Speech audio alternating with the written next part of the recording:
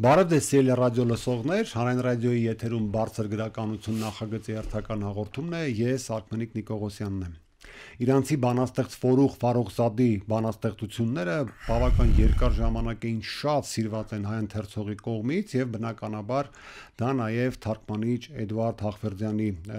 շնորհիվ եւ ջանքերով, որը պարբերաբար ներկայացնում էր Ֆարոխզադի թարգմանությունները հայերեն եւ ահա դրանք վերջապես իմի են բերվել նաեւ երկու գրքերով, առաջինը ամփոփում է Ֆորուղի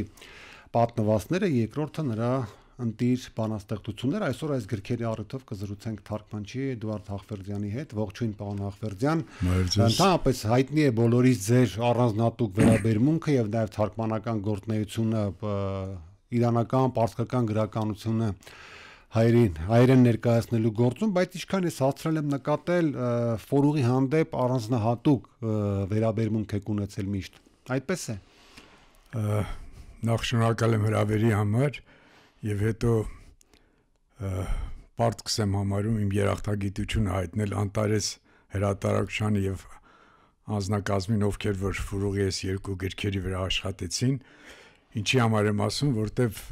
անմիջապես տպագրությունից անմիջապես հետո հայտնվեցի նահանգներում, ինչպես միշտ, եւ սա ոչ միայն իմ վերաբերմունքն է Ֆորուղի, դուք եթե տեսնեք երկու անգամ այնտեղ շնորհանդես եղավ մեկ Իրանահայ միությունում եւ մյուսը Art Armenia-ում եւ չեմ չափազանցնում եւ ոչ էլ ցանկանում եմ ինձ գովերքել որպես թարգմանչի, իսկապես մեծ հոծ բազմություն կար եւ դա իհարկե Ֆորուղի ամբողջ ձեռքբերումն էր եւ ոչ իմ անձնական իմ Չէ, ինչու՞ չէ, նաեւ ձերը, բայց իսկապես Ֆորուղը շատ սիրված է ոչ միայն իրանցիների կողմից, այլ առհասարակ աշխարհի եւ նաեւ մեզ մոտ կարելի ասել 96 թվականին եւ առաջին անգամ այն բուջուր գիրքը այո տպագրվեց Միացյալ Նահանգներում եւ շատ քիչ քանակով կարողացա այն ժամանակ ինձ հետ բերել, բայց հենց այդքանը բավական էր, որ ես հետագայում հատկապես աղջիկ մեր հայ պոետների մոտ տեսա Ֆորուղի կայծերը, ազդեցությունը եւ իրենք չէին թաքցնում շատ մեր լավ բանաստեղծուհիները ասում էին, որ մեր բարձի տակի գիրքն է եւ իսկապես ազդեցությունը շատ մեծ է։ Այսինքն ոչ միայն սիրում էին, այլ նաեւ այսօր կարող ենք հետա հայաց արձանագրել, որ Ֆորուղը նաեւ իր ուրույն ազդեցությունը թողել է մեր պոեզիայի զարգացման վրա։ Այո, եւ ոչ միայն կարծեմ նաեւ համաշխարհային, ել չասեմ որ մերինը կոնկրետ հաստատ, հա։ Այո, որովհետեւ տեսեք Ֆորուղը իսկապես երևույթ էր իրանական պոեզիայում, դե գիտեք այդ ահռելի, ինչպես ինքն է ասում, ահռելի լեռը, որպես դասական գրականություն նոր բանաստեղծների ժամանակակից հեղինակների մոտ ծառացած էր եւ Ֆորուղը ի պատիվ իրան այն հազվագյուտներից էր որպես կին, գիտեք 50-ականների եւ դրանից առաջ այդ այսպես ասած փակ հատկապես կանանց համար տարածությունը ինքը ինչպես կարողացավ իր ըմբոստությամբ եւ իր պոեզիայով քայքայել, կարող եմ ասել, իր ըմբոստությամբ եւ իր պոեզիայով հետաքրիր մանկություն, պատանեկություն եւ կյանքի ունեցել այդ կարճ 30 գիտեք 32 տարի եւ ավտովթարից։ Իդեպ պետք է ասեմ, որ գրքում լավ կենսագրականները ներկայացված են այս երկու գրքերում, այնպես որ ովքեր որ անծանոթ են կարող են ծանոթանալ։ Համբարձումյանը եւ իր կենսագրականը մատուցեց եւ գրականագիտական լուրջ աշխատանք տարեց իր պոեզիայի եւ արձակի հետ կապված, բայց անպայման ուզում եմ շեշտել, որ շատ դաժան խիստ մանկություն են ունեցել, հայրը զինվորական է եղել, չի թողել ամարյա տնից դուրս կան աղջիկները եւ բայց մեծ գրադարան են ունեցել եւ ամբողջությամբ իրանք իրենց ամբողջ խաղը եղել է գրքերի հետ եւ այդպես շատ կարճ ժամանակում արդեն 17 տարեկանում գրեց մեղք բանաստեղծությունը, որ չգիտես ինչ ճանապարհներով տպագրվեց եւ ռումբի պես պայթեց 50 քանի թվերին եւ պատկերացնում եք այդ համակարգում որ կար այն ժամանակ 50-ական թվերին Ֆորուղը գրեց մեղք եմ գործել հաճույքներով լի մի մեղք։ Եվ դրանից հետո մեկը մյուսի ետևից տպագրվեց Ֆուրուղի Պատ ժողովածուն, հետո Գերին, հետո Ընդվզում, որոնք իսկապես կային այդ ըմբոստությունները, կային այն ուղիները նախանշվող, որ ինքը պետք է գնա, բայց դեռևս ինքը Նիմայուշիջի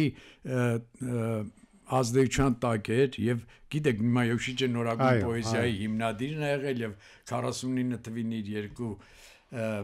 երկու նամակ վերտարությամբ կանխորոշեց նորագույն պոեզիայի կանոնները, թե ինչպեսին պետք է լինի, այսինքն արդեն պետք է վարդից ու, չգիտեմ, յարից ու բանից հրաժարվել արդեն սևեռվել սոցիալական կյանքի վրա իրանցիների եւ Ֆուրուղը դեռևս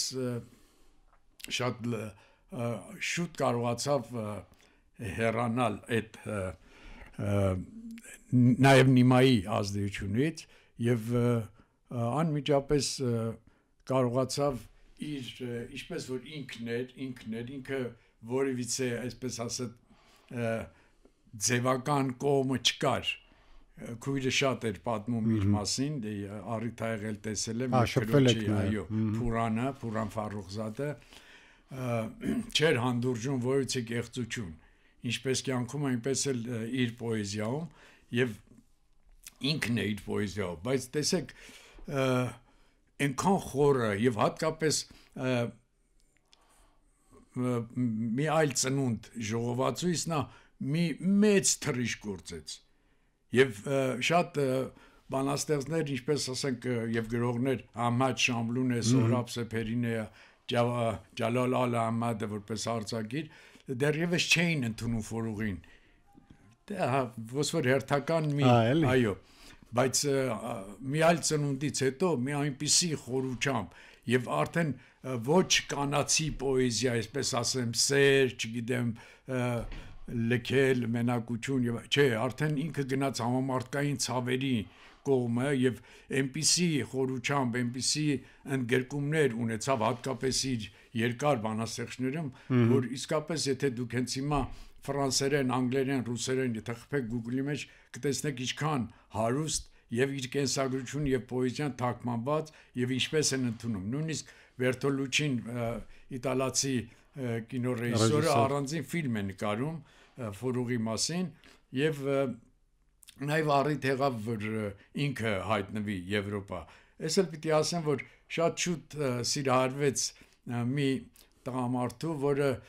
հաճախ էր այցելում նաեւ իր հորաքրոջ մորաքրոջ տղա էր որտեղ իրենց մոտ ընդունված էր շատ հումորով մի անձնավորություն որը նաեւ հումորային տեքստեր ու բաներ էր գրում այն ժամանակվա թերթերում սի այդ ազատությունը այդ տղայի անմիջապես գերում է եւ Ֆուրուղը սիրահարվում է եւ ամուսնանում են ցավոք երկար չի տևում 1 տարի հետո բաժանվում է եւ մի տղա են ունենում, որը ամուսինը արգելում է հանդիպել եւ այս տառապանքի մեջ կին պատկերացրեք, այդ տառապանքի մեջ, մենության մեջ ինքը զրկված լինելով իր միակ որդուց, բնականաբար իր պոեզիայի վրա նաեւ ազդեցություն է ունենում։ Այս դա է ուզում շեշտել, պարոն Ախվերդյան, տեսեք, երբ որ այլ շրջանակներում էլ էս գրքերի կապակցությամբ երբ որ լույս տեսան, դե Facebook-ում բանում նաեւ բազմաթիվ արձագանքներ եղան ընթերցողների, անդադ տեսնում էի, որ միշտ շեշտադրվում է Ֆուրուղի հայտ ըմբոստությունը, այդ փակ համակարգի դեմ պայքարը եւ այլն, բայց ես ինքս երբ որ առնչվում եմ իր պոեզիային, իհարկե գլխավորաբար ձեր շնորհիվ է դա եղել, տասնամյակներ շարունակ, ես այնտեղ նաև այդ մենության, այդ միայնակ կնոջ այնուամենայնիվ ինչ որ հույզեր կան, բաներ կան, որոնք շատ ավելի տպավորիչ են, որովհետև գուցե դրանք բնորոշ են այլ կին պոետների եւս, բայց Ֆուրուղի մոտ դրանք չափազանց մեծ խորությամբ են եւ որոշ այլ տեղեր են տանում, էլի։ Եթե Ֆուրուղի պոեզիան ընդհանուր ահա այդ տառապանքի մեջ գնահատենք, այսպես ասած, էլի, ի վերջո ըմբոստն է հաղթում նրա պոեզիայում, թե կինը այդուհանդերձ։ Պարզապես կինը։ դժվար հարց է, բայց կարծում եմ իր ըմբոստությունը ավելի մեծ տեղ էր գրավում, այո, արվեստը իրեն իսկապես տարավ այնտեղ, որտեղ ինքը պետք է լիներ։ Այդ կարճ կյանքի ժամանակահատվածում ինքը կարողացավ հեղաշրջում կատարել իրանական պոեզիան։ Պատկերացրեք Սաադի, Հաֆեզ, Միջնադար, որը մինչև 19-20-րդ դար հայտնի իրանական պոեզիա։ Այո, եւ ես էլ պիտի ասեմ, որ թերևս որևիցե ժամանակակից պոետ չի կարողանում զերծ մնալ նաև դասական, այսպես ասած, նաև իրեն փորձությանը ենթարկում դասական եւ գազելների մեջ եւ քարյակների մեջ ապացուցելու համար, որ ինքն էլ է իզորու քարյակ եւ գազելներ գրել։ Եվ իհարկե Ֆուրուղը լինելով կին եւ տարապելով այդ, գիտեք, ասիական, այսպես ասեմ, այդ մթնոլորտում, որ ինքը մեծացավ այդ երկրում, իհարկե դա ավելի շեշտադրված էր կնոջ տառապանքը, մենությունը, լինելով նաև արվեստագետ, բայց այդ ամեն ինչը ես չեմ ուզում իր պոեզիայի մեջ համարել դա հաղթական, որտեղ հաղթականը առհասարակ մարդներ, անկախ կին տղամարդ հարաբերությամբ, սոցիալական կյանքը, եւ եթե դուք երկիր գոհարների կարդակ իր այդ երկարաշունչ գործը, ինչպես է ծառի ենթարկում առհասարակ օրենքները, բաներ կար, որ ինքը չէր տեղավորվում այդ շրջանակների մեջ։ Բան Ախմեդյան, ահա ձեր ասածից մենք պատկերացում ենք կազմում իհարկե Ֆորուղի այդ պոեզիայի խորության, նրա այդ մարդկային անհատականության հետաքրքրության մասին ընդհանրապես, եւ դա պետք է որ որոշակի դժվարություններ առաջացնի այս տեսակ կնոջ ստեղծագործությունը թարգմանելու։ Այ կուզեի ասեիք ինչպես եք թարգմանել, հեշտ է տրվել ձեզ, ինչ դժվարություններ եք հաղթարել, թե տեսեք, միջև անդրադառնալը թարգմանության, նաև դուք լավ ասեցիք ու ես ինձ թվում էր թե խոսքը պետք է գնա այդ բաց իր համարձակ բաց տողերի հետ կապված, տեսեք, ցավոք սրտի նաև բնական էր, որ երբեմն իրեն արդեն համարում են փողոցային ինչ-որ կին, այնինչ երբեք այդպիսի բան չի եղել, բայց ինքը այնքան համարձակ է, իր մարմինը ամբողջությամբ կարողանում էր օգտագործել իր պոեզիայի մեջ, այո, օգտագործել եւ շքեղ, ամենակատարյալ, ես կասեի արվեստի, այսպես ասած, բարձրագույն, այո, մղումներով ինքը կարողանում էր օգտագործել եւ երկար ժամանակ իրեն հենց այդպես, նույնիսկ մահից հետո էլ դեռևս չէին ընդունում, որ իսկապես, իհարկե ոչ մտավորականները, որտեվ արդեն Շամլուն գրեց մահից անմիջապես հետո, որ Ֆուրուղի մահը մի մարդու կամ բանաստեղծի մահ չէր, այլ իրանական գրականության, պատմության համար մի ահռելի ժամանակահատվածի անդառնալի կորուստ։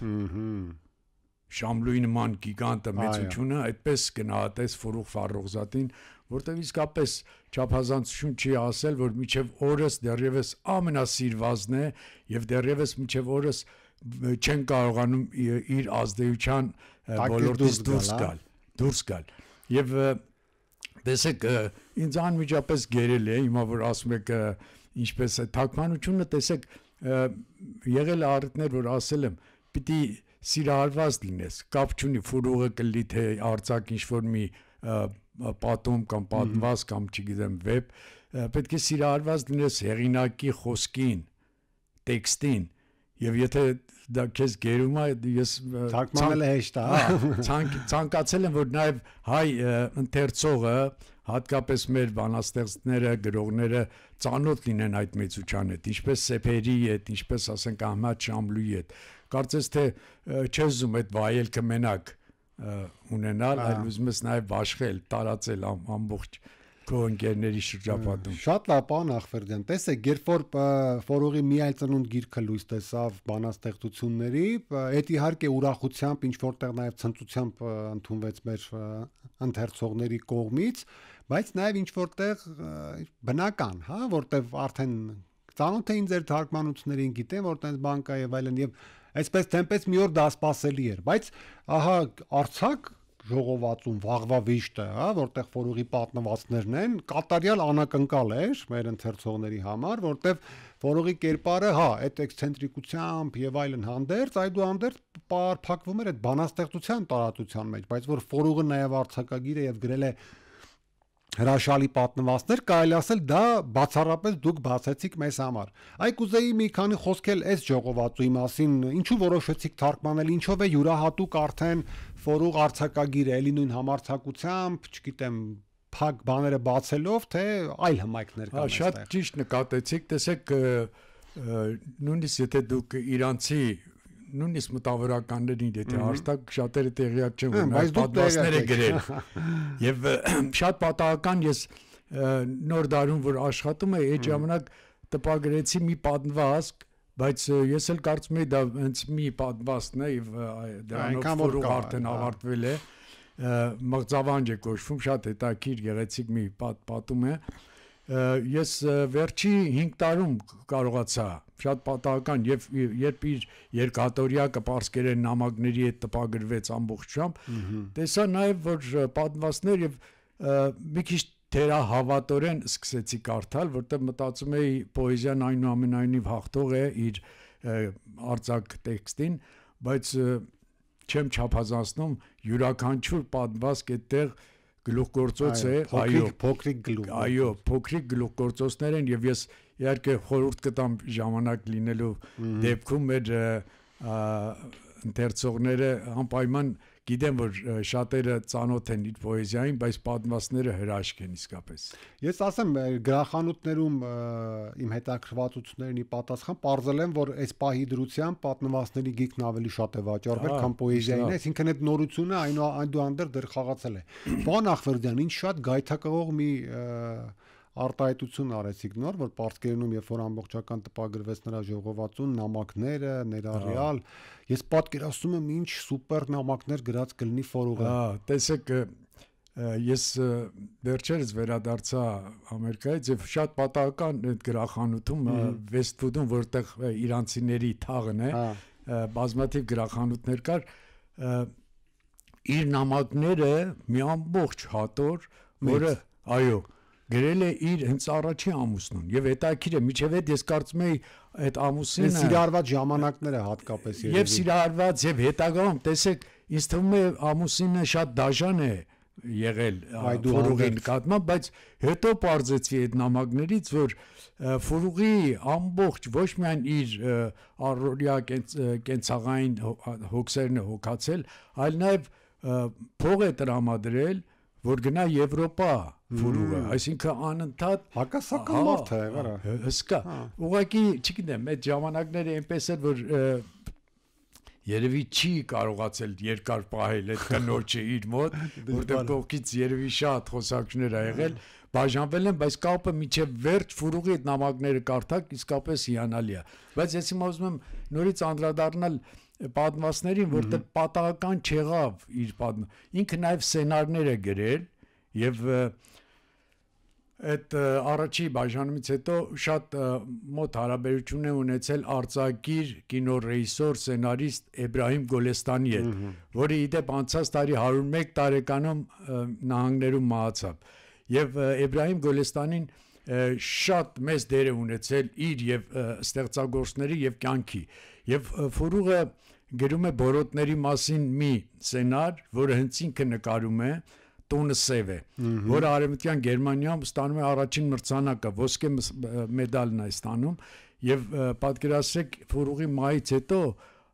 բավերագրական ֆիլմերի այդ փառատոնը կոչվում է Ֆորուղ Ֆարոխզադի անունով։ Տեսեք սա չափազանց Իրանի նման մի երիտասարդ աղջկա, որը այդպես շատ ողբերգական կյանք է ունեցել եւ մա իսկապես ցնցելու բան է եւ այդ ֆիլմը անպայման եթե չեք տեսել, տեսեք։ Նաև մեր ռադիոլսողների խորհրդանք տեսնել։ Այո, որտեվ նաև երբ ես լսում եմ այդ ֆիլմի մասին, պարսիկ շատ գրականագետներ եւ կինոռեժիսորներ շեշտը դնում են նաև օպերատորների վրա, որը հայեր են եղել, երկու Մինասյաններ, այո, եւ ասում են թե տեսեք ֆիլմը ինչ ռակուրսով են նկարել, այսինքն պատահական չէր որ այնտեղ նաև մրցանակ ստացավ եւ տեսնում եք ինքը իր սեփական երեխային չկարողացավ ունենալ, բայց բորոտանոցից ինքը որդեգրում է մի տղայի, որը ամբողջ կյանքում միջև այսօր գրում է Ֆորուղի մասին իր տպավորությունները։ Շնորհակալություն պարոն Ախվերդյան, շատ հետաքրքիր զրույցի համար, ես վստահ եմ կարող ենք էլի շարունակել, բայց ես կարծում եմ մեր զրույցի մի կետից, այդ նամակներից, ես հուսով եմ, որ մի օր դրանք առիթ կունենամ կարդալու հայերեն։ Ես ճիշտ ասած այդ հենց նույն մտադրությամբ վերցեցի ոչ միայն իր ամուսնուն գրած նամակներ, այլ առհասարակի նամակներ։ Ես հուսով եմ, որ մի լավ նամականի կկազմեք եւ ունենանք հայերեն։ Ամբողջությամբ դեռ չեմ ավարտել, կես գիրքը կարդացել եմ, յուրաքանչյուր գործ կարծես թե էլի մի պատմվածքի հետ գործ ունես։ Ուրեմն սպասում ենք դրա թարգմանությանը, պարոն Ախվերդյան, դրա շուրջ լրացուցիչ կպայմանավորվենք։ Շնորհակալ եմ շատ։ Ես նույնպես։ Սիրելի ռադիոլսողներ, վերջում հիշեցնեմ, որ Հանրային ռադիոյի եթերում բացը գրականություն նախագծի հերթական հաղորդումներ, ես Արմենիկ Նիկողոսյանն եմ, շատ հետաքրքիր զրույց ունեցանք թարգմանիչ Էդվարդ Ախվերդյանի հետ, մեր զրույցի թեման Ֆարոխզադն էր, իր հայերեն 2 գրքերով, մի այլ ծնունդ բանաստեղծությունների ժողովածու եւ վաղվա վիշտը պատմվածների ժողովածու, լավ եղեք։